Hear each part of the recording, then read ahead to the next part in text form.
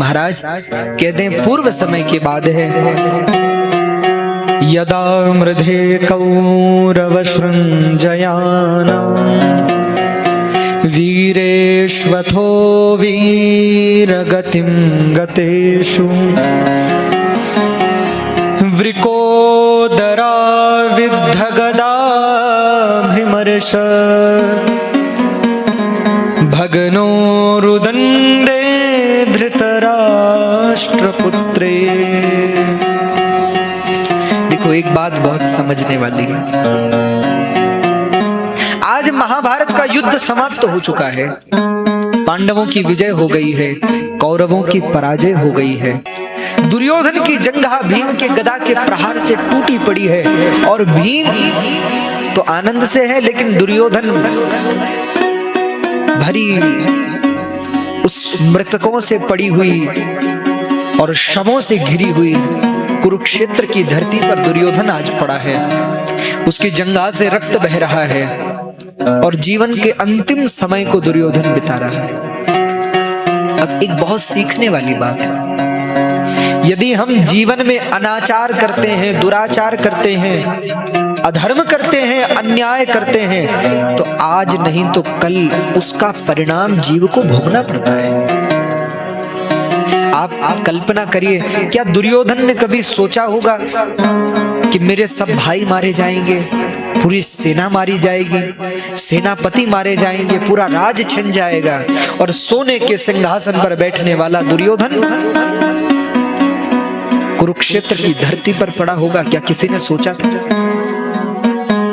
क्या दुर्योधन ने कल्पना भी की थी कि जो दुर्योधन कह रहा था कि मैं सुई की नोक के बराबर भी भूमि नहीं दूंगा, आज उसका सब कुछ छिन गया। परिवार, घर, नाम, सम्मान, धन, मित्र, पुत्र, परिवार सब चला गया। व्यक्ति जब अन्याय के मार्ग पर चलता है तो उसका समूल सर्वनाश होता है।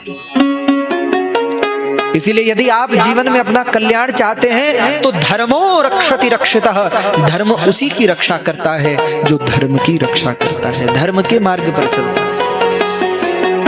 धर्म के मार्ग पर चलना बहुत जरूरी है। देखो, धर्म का मार्ग थोड़ा कठिन हो सकता है, धर्म का मार्ग जरा लंबा हो सकता है। कई बार आपने देखा होगा अधर्म से चलने वाले लोग जल्दी सफलता पा लेते हैं और धर्म के रास्ते पर चलने वाले लोगों को सफलता जरा देरी से मिलती है। लेकिन धर्म से मिलने वाली सफलता ही जीव का कल्याण करती है। अधर्म की चकाचौंध कुछ समय मनुष्य को तो प्रसन्न कर देती है, पर आखिरी में उसका समूल सर्वनाश भी करती है। इसलिए मेरा निवेदन है सबसे, अपने जीवन को धर्मपूर्ण जिए। धर्म किसे कहते हैं? जिसको धारण किया जाए वह धर्म है। हम अपने जीवन में धर्म को धारण करें, आप पाएंगे कि भले ही आपके जीवन में उतनी सफलता न हो, भले ही आपके जीवन में उतनी बड़ी व्यवस्था न हो, किंतु आपके जीवन में शांति जरूर होगी। जो धर्म में लगा है उसके जीवन में शांति है। दूसरा, मनुष्य का लक्ष्य क्या है बताइए? यहाँ आप सब बैठे हैं, पुरुष लोग बैठे हैं, हमारी माताएं बैठी। आपको पता है मनुष्य का लक्ष्य क्या है? क्या चाहता है मनुष्य? बोलो, अरे बोलो भाई, कुछ भी बोलो। क्या चाहता है मनुष्य? आप लोगों को क्या चाहिए? अच्छा, औरों की छोड़ो, निजी रूप से कहो, आपको क्या चाहिए? हर व्यक्ति को शांति चाहिए कि नहीं चाहिए? अरे बोलो भाई, पीछे से माताएं हमारी, शांति चाहिए कि अशांति चाहिए? आप लोगों को शांति चाहिए। तो जीवन में हर मनुष्य का उद्देश्य क्या है? क्या चाहिए मनुष्य को? प्रत्येक मनुष्य को अपने शांति ही तो चाहिए। हर व्यक्ति दौड़ रहा है शांति की खोज में, सबको शांति चाहिए। मेरे कहने का आप सबसे आशय है, अगर किसी को धन भी चाहिए तो उसको धन, अगर आप पूछेंगे कि आपको क्या चाहिए, कोई कहे कि मुझे धन चाहिए महाराज, आप उससे पूछो धन क्यों चाहिए, वो कहेगा मुझे धन होगा तो सुख होगा। अच्छा, सुख होगा तो हमारा सुख होगा तो शांति होगी। यानी सबसे आखिरी में सबको क्या चाहिए? शांति। सबका आखिरी लक्ष्य केवल शांति। हर जीव को शांति चाहिए, हर जीव को विश्राम चाहिए। और आज वर्तमान परिस्थिति में मैं देख रहा हूं, लोगों के पास धन की, व्यवस्थाओं की, आवश्यकताओं की कमी नहीं है, सुविधाओं की कमी नहीं है, लेकिन कमी है तो किसकी? क्या नहीं है मनुष्य के जीवन में? शांति नहीं है। सब दौड़ रहे हैं, सब भाग रहे हैं।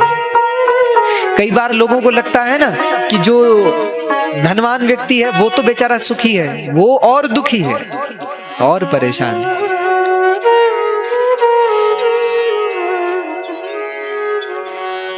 जो व्यक्ति धर्म से जीवन का यापन करता है उसी के जीवन में शांति।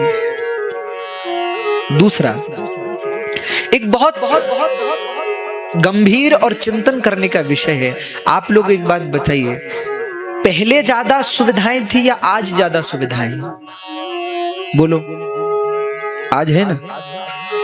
पहले अगर गर्मी लगती थी तो हाथ से पंखा करना पड़ता था, आज ऊपर पंखा चल रहा है,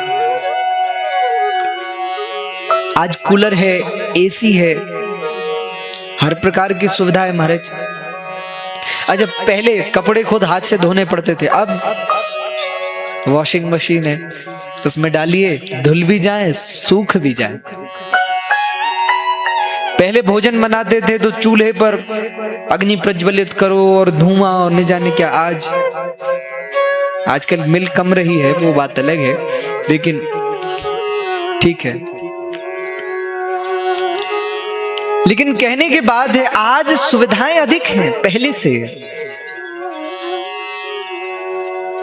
तो सुविधाएं अगर बढ़ी हैं समाज में तो आज शांति भी बढ़नी चाहिए कि नहीं? पहले समस्याएं ज्यादा थी, आज समस्याएं उतनी नहीं है, तो आज तो शांति होनी चाहिए। आज न तो चूल्हा जलाने की समस्या, आज न कपड़े धोने की समस्या, आज न गर्मी की समस्या, अब तो शांति होनी चाहिए। पहले लोग कैसे कैसे सो जाते थे, एक चटाई बिछा ली, उसी पर सारा परिवार सो गया। अब अलग अलग बेडरूम बने हैं, बढ़िया गद्दे लगे हुए हैं, अब तो शांति होनी चाहिए। पर अब मुझे एक बात बताइए, पहले ज्यादा शांति थी या अब ज्यादा शांति? जोर से बोलो, पहले। तो कारण क्या है? जब सुविधाएं आज ज्यादा हैं, पहले समस्याएं ज्यादा थी तो भी पहले शांति थी, आज सुविधाएं हैं तो भी आज शांति नहीं है। क्यों? कभी सोचा है इस विषय पर आपने? हमारे संसार में चतुर पुरुषार्थ की बात करते हैं शास्त्र। 4 पुरुषार्थ हैं, धर्म, अर्थ, काम और मोक्ष। बहुत ध्यान दीजिएगा माताओं, बहुत ध्यान से सुनिएगा। 4 पुरुषार्थ हैं, धर्म, अर्थ, काम और मोक्ष। आज लोगों के जीवन में अर्थ की कमी नहीं है, आज लोगों के जीवन में काम की कमी नहीं है। धन बहुत है कि नहीं? पहले लोगों के पास ज्यादा धन होता था या अब ज्यादा धन है? अब ज्यादा है। पहले ज्यादा व्यवस्थाएं थी कि अब ज्यादा व्यवस्था है? अब ज्यादा व्यवस्थाएं। पहले ज्यादा सुविधाएं थी या अब ज्यादा सुविधाएं हैं? अब सुविधाएं हैं। लेकिन पहले ज्यादा शांति थी या अब ज्यादा शांति है? तो पहले शांति थी। क्या कारण है? समाज में इतना अर्थ हो गया है, हर व्यक्ति के पास धन है, समाज में इतनी सुविधाएं हो गई, हर व्यक्ति के पास सुविधाएं, लेकिन तो भी आज का मनुष्य अशांत है, परेशान है, दुखी है। क्यों? क्योंकि उसके जीवन में अर्थ और काम तो बहुत है, लेकिन धर्म, अरे धर्म है, धर्म नहीं है। मनुष्य के जीवन का में शांति का मार्ग धर्म के मार्ग पर चलकर मिलता है। जब तक जीवन में धर्म नहीं होगा तब तक शांति भूल जाओ, कभी नहीं मिलेगी। शांति उसी को मिलेगी, मोक्ष उसी को मिलेगा जो धर्म के मार्ग पर चलेगा, जिसके जीवन में धर्म होगा। इसलिए मैं सबसे निवेदन करता हूं, धर्म से अर्थ कमाओ, धर्म से अर्थ होना चाहिए, फिर धर्म से और उस अर्थ से काम होना चाहिए। यानी धर्म पूर्वक पहले धन का अर्जन करो, फिर धर्म यानी संयम पूर्वक, और अर्थ यानी अपने कमाए गए धन से ही उसका उपभोग करो। जब जीवन में धर्म होगा, धर्म से अर्थ होगा, उस अर्थ से काम होगा, तो निश्चित वह मनुष्य मोक्ष को प्राप्त करेगा। मोक्ष यानी शांति को प्राप्त करेगा।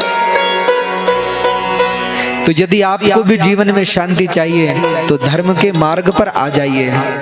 यत्र धर्मस्ततो जयः, जहां धर्म है वहीं जय है, वहीं शांति। तो हमारे कहने का आशय है, आज दुर्योधन उस स्थिति में पड़ा है, अपने कर्मों को भोग रहा है। आगे चलकर उसने अश्वत्थामा को भी भेजा पांडवों को मारने के लिए, और अश्वत्थामा ने निद्रा में सोए हुए पांडवों के 5 बच्चों की हत्या की, पांडव समझकर, क्योंकि पांडवों को तो भगवान ले गए थे जंगल की ओर। बच्चों के सिर लेकर अश्वत्थामा दुर्योधन को दिखाने आया कि मैंने 5 पांडवों को मार दिया है। बाद में पता चला कि ये पांडवों के नहीं, पांडवों के पुत्रों के सिर है। तब तो दुर्योधन ने उसी वेदना में अपने प्राणों का त्याग कर दिया। अश्वत्थामा समझ गया पांडव मुझे जीवित नहीं छोड़ेंगे। अगले दिन जब द्रौपदी को पता चला कि मेरे बच्चों की हत्या हो गई है, तो द्रौपदी ने बहुत विलाप किया है। अर्जुन ने द्रौपदी को वचन दिया,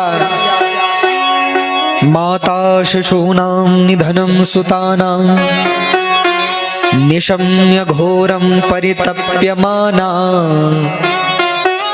तदा रुदधवास्पकलाकुलाक्षी तां सांत्वयन्नाह किरीटमाली। अर्जुन ने द्रौपदी को वचन दिया, द्रौपदी, जिस दुष्ट ने हमारे पुत्रों की हत्या की है उसे बंदी बनाकर तुम्हारे सामने उपस्थित करूंगा। और अर्जुन ने ऐसा किया भी, अश्वत्थामा को बंदी बनाकर द्रौपदी के सामने उपस्थित किया। लेकिन धन्य है देवी द्रौपदी, हमको तो कोई 2 बुरे वचन भी कह देता है तो लोग मरते दम तक भी नहीं भूलते। मरते दम तक भी लोग कहते रहते हैं कि भैया इसने हमको ऐसा कहा था। लेकिन धन्य है देवी द्रौपदी, द्रुपद सुता धन्य है।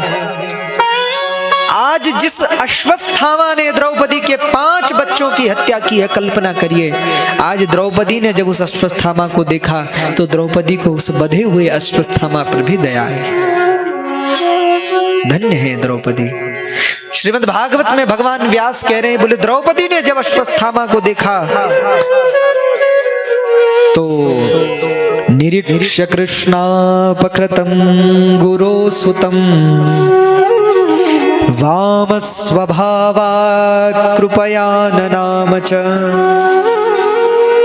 निरीक्ष्य कृष्णापकृतं गुरोसुतं, गुरुसुत को देखा, गुरुपुत्र को देखा द्रौपदी ने, दया आ गई। सोचा ये गुरु के पुत्र हैं, इन्हें मारना उचित नहीं। द्रौपदी ने कहा, मुच्यताम मुच्यताम एषः ब्राह्मणो नितराम गुरु, इसे छोड़ दीजिए, छोड़ दीजिए, छोड़ दीजिए। अर्जुन ने कहा, देवी ये वही अधर्मी है जिसने हमारे बच्चों की हत्या की है। द्रौपदी ने कहा, तो भी छोड़ दो इसे। क्यों?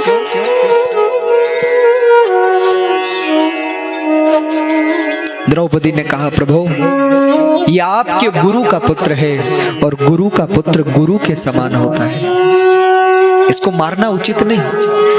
दूसरा, ये ब्राह्मण है, ब्राह्मण सदा पूजनीय है, दंडनीय नहीं। और तीसरा, द्रौपदी ने कहा, महाराज मैं भी एक मां हूं, मुझे पता है पुत्र की मृत्यु की पीड़ा एक मां के हृदय में कैसी होती है। जब एक मां अपने बच्चे का शव देखती है भैया, जब मां अपने बच्चे को निष्प्राण देखती है तो मां का अंतःकरण कितना पीड़ित होता होगा, उद्विग्न होता होगा। द्रौपदी ने कहा, ये मैं बहुत अच्छे से जानती हूं और महाराज मैं नहीं चाहती कि जो पीड़ा मैंने सही है वो इसकी मां भी सहे। और फिर मेरे 5 पुत्र मारे गए तो क्या, मेरे 5 पति हैं, मैं उनके सहारे जी लूंगी। पर इसकी मां देवी कृपी, उसके पति द्रोणाचार्य तो पूर्व में ही युद्ध में मारे जा चुके हैं। बस बस बस बस वो देवी कृपी इसके सहारे पर जीवित है, अगर ये भी मर गया तो वो न जी सकेगी। ये तो पापी है, लेकिन महाराज बताइए इसकी मां का क्या दोष? धर्म है ना। द्रौपदी बनना सरल नहीं है भैया, द्रौपदी बनना बहुत कठिन काम है। भगवान श्री कृष्ण ने अपना नाम अपनी सगी बहन सुभद्रा को नहीं दिया, भगवान ने अपना नाम द्रुपद राज की कन्या, पांचाल राज की कन्या द्रौपदी को भगवान ने अपना नाम दिया। भगवान द्रौपदी को कृष्णा कहते थे। और इस प्रसंग में व्यास जी ने द्रौपदी के लिए द्रौपदी शब्द का प्रयोग नहीं किया है, कृष्णा ही शब्द का प्रयोग किया है। निरीक्ष कृष्णा पकृतम गुरु सुतम वाम स्वभावा कृपया नामच। जैसे कृष्ण दया के सागर हैं, द्रौपदी दया की देवी है। द्रौपदी बनना बहुत कठिन है माताओं। संसार हर किसी को याद नहीं करता, जो जीवन में संघर्ष करते हैं संसार उन्हीं को याद रखता है। द्रौपदी के जीवन में बड़ा संघर्ष है भैया। आप कल्पना करो, जिसका जन्म ही यज्ञकुंड से हुआ हो, जिसका जन्म ही अग्नि की दुर्धर्ष ज्वाला से हुआ हो, ऐसी देवी है द्रौपदी। और क्या नहीं हुआ द्रौपदी के साथ बताओ। आप द्रौपदी के जीवन को उठाकर देखिए ना महाभारत में। कई लोग मुझसे शिकायत करते हैं, महाराज हमारे जीवन में बड़ी समस्या है, हमारे जीवन में बड़ा कष्ट है, हमारे जीवन में बड़ा दुख है। अरे भैया कहाँ रो रहे हो, एक बार द्रौपदी के जीवन को उठाकर तो देखो, देखो द्रौपदी के जीवन को। महारानी होते हुए भी जिसको भरी रात सभा में केश पकड़कर घसीटा गया, उसकी कल्पना करिए। भरी रात सभा में जिसका वस्त्र हरण करने का प्रयास किया गया हो, कल्पना करिए। अरे हम तो सामान्य हैं ना, द्रौपदी तो महारानी है, एक चक्रवर्ती सम्राट की पत्नी है और एक पांचाल राज द्रौपदी की कन्या है, राजा की बेटी है और राजा की पत्नी है द्रौपदी। लेकिन उस द्रौपदी को अज्ञातवास में जंगलों में भटकना पड़ा और राजा विराट की पत्नी की सेविका बनना पड़ा, दासी बनना पड़ा। यह है भाग्य, प्रारब्ध। जो लोग ये कहते हैं ना महाराज हम ये हैं, हम वो हैं, हम ऐसे हैं, हम वैसे हैं, कहां विचार कर रहे हो? जरा कल्पना करो, संसार में कुछ भी स्थिर नहीं है। कब भाग्य कहां से कहां पटक देगा पता भी नहीं चलेगा। कहां अभिमान कर रहे हो?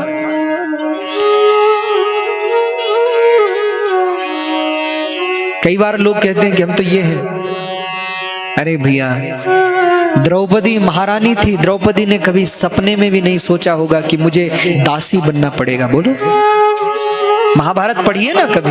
महाभारत में जब पांडवों ने अज्ञातवास भोगा है तो अज्ञातवास के दौर में महारानी द्रौपदी को विराट राज की पत्नी की सेविका बनना पड़ा है, दासी बनना पड़ा है। संसार का जो सबसे बड़ा धनुर्धर है अर्जुन, जिसका एक नाम ही है विजय। अर्जुन के 12 नाम हैं और उन 12 नामों में अर्जुन का एक नाम विजय भी है, जो कभी पराजय हुआ ही नहीं। अर्जुन ने जब जब अपना धनुष उठाया तब देवताओं ने भी उसके आगे सिर झुकाया। उस अर्जुन को विराट राज के यहाँ पर उनकी बेटी को नाचना गाना सिखाना पड़ा। बोलो, ये है भाग्य। इसीलिए हमारे संतों ने कहा पुरुष बली नहीं होते हैं, समय होत बलवान। सबसे बलवान कौन है संसार में? अरे बोलो, समय। समय सबसे बलवान है। वो कब किसको कहां पर लाकर खड़ा कर दे कोई पता नहीं। संसार में जिससे बड़ा गदा युद्ध में कोई महारथ ही नहीं है, भीम। उस भीम को विराट राज द्रुपद के यहाँ क्या करना पड़ा? भोजन बनाना पड़ा। जिस भीम के लिए भोजन बनाने के लिए हजारों दास दासियां रहते थे, उस भीम को स्वयं विराट राज के लिए भोजन बनाना पड़ा। ये स्थिति है भाग्य। जिन नकुल और सहदेव को मां कुंती ने बड़े लाड और प्रेम से पाला, उन नकुल और सहदेव को राजा विराट की नगरी में गौशाला और अश्वशाला को संभालना पड़ा। ये है भाग्य। इसलिए मनुष्य को कभी अहंकार क्या नहीं करना चाहिए। कभी किसी का उपहास भी नहीं करना चाहिए। कई बार होता है ना, हमारे पास थोड़ा बहुत आ गया और किसी के पास नहीं है, हम उसका उपहास करने लगते हैं। भैया कब वो हमारी जगह आ जाए और कब हम उसकी जगह चले जाएं, क्या पता। इस सिर की शोभा किससे है? इस सिर की शोभा तने रहने से नहीं है, इस सिर की शोभा झुक जाने में है। सिर झुक रहा है इसका मतलब मनुष्य जीवित है। सिर अब झुक नहीं रहा, बकड़ गया है तो फिर मर गया, मृतक है। मनुष्य की शोभा देखो, जिस वृक्ष पर जितने फल होते हैं वो उतना झुकता है, जिस मनुष्य में जितने गुण होते हैं वो उतना झुकता है।